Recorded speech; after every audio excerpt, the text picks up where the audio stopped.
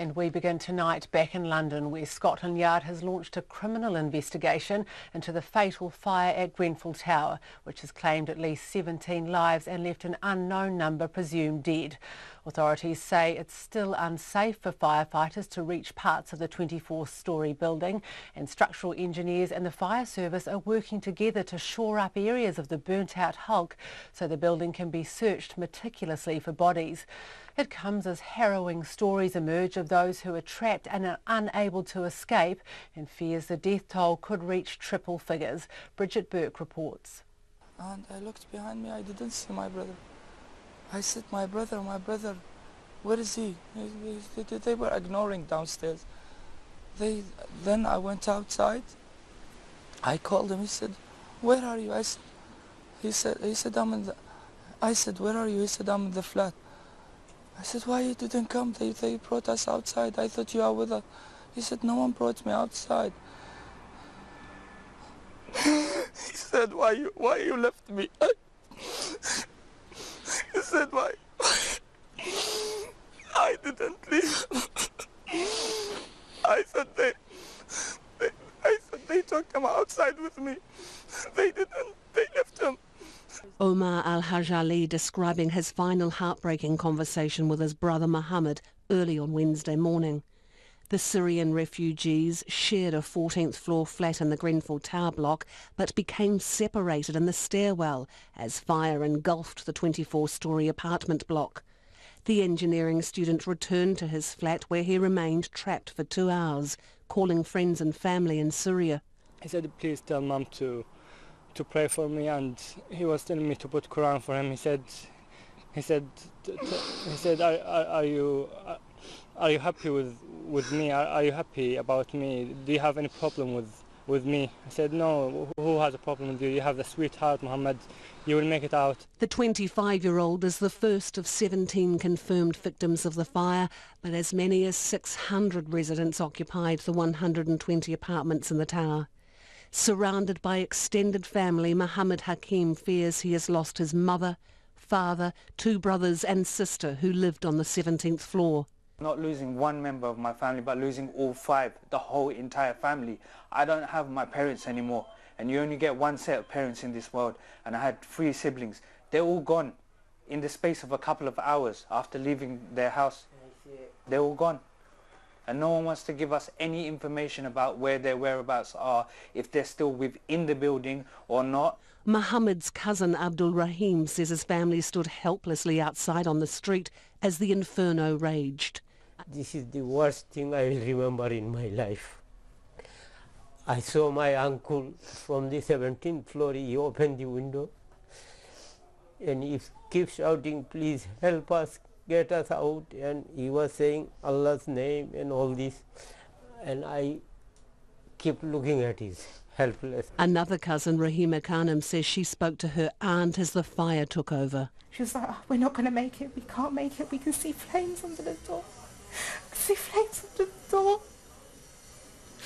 And I kept saying, try and put things under the door to stop the smoke coming in and get low as you can and open the windows. Someone's going to come, call the fire brigade, do something. And then she stopped talking, and all I could hear was this crackling noise in the background because the phone was still on, but she wasn't saying anything.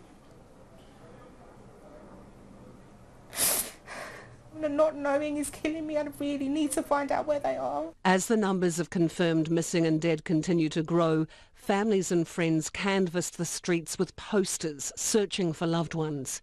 Carleen Reid and Natasha Green are looking for their friend Jessica. Jessica's a 12-year-old vibrant young girl who's going to be turning 13 next month.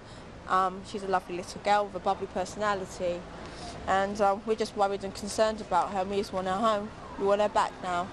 The family do as well. People have lost their lives because the corners were cut, because of cheap decoration that didn't even need to be there. It's not fair. It's not fair, and the authorities don't care. They're not sending. They're not even asked.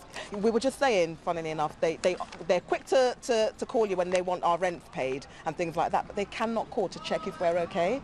As smoke continues to waft from the blackened shell of the social housing block, specialist fire crews and dog teams face hazardous conditions, scouring the wreck for bodies. And grief is turning into anger. Labour councillor Benazir Lashari knew most of the building's residents. The material they used, it was burning on the outside. It was burning on the outside up. It wasn't the inside, it was the outside up.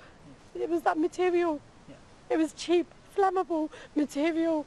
Community organiser Pilgrim Tucker, who had worked closely with the residents, saw the blaze as the tragic consequence of long-term neglect of an entire section of the community.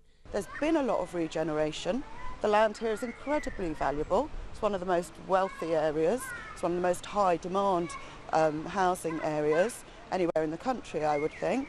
And I think these tenants are well aware that that's how they're seen. The assets are more important than them. Property is more important than their lives. Prime Minister Theresa May visited Grenfell Tower today, but was criticised for only speaking to firefighters and not surviving residents.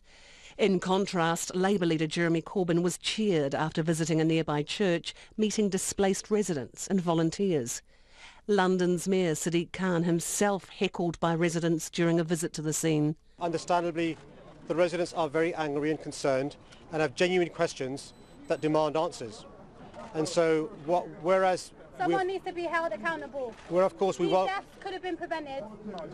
Where of course we welcome the call from the Prime Minister to have an independent public inquiry, we need answers now. And that's why I'm calling on the Prime Minister.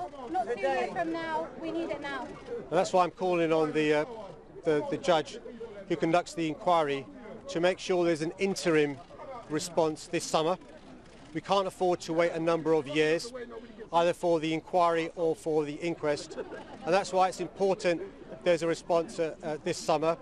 It's also important that the checks I asked the government to do yesterday in relation to other tower blocks across London, but also across the country, needs to be undertaken as soon as possible. Scotland Yard has launched a criminal investigation into the fire, and Jeremy Corbyn has suggested vacant houses in Kensington and Chelsea be requisitioned on behalf of those left homeless by the fire.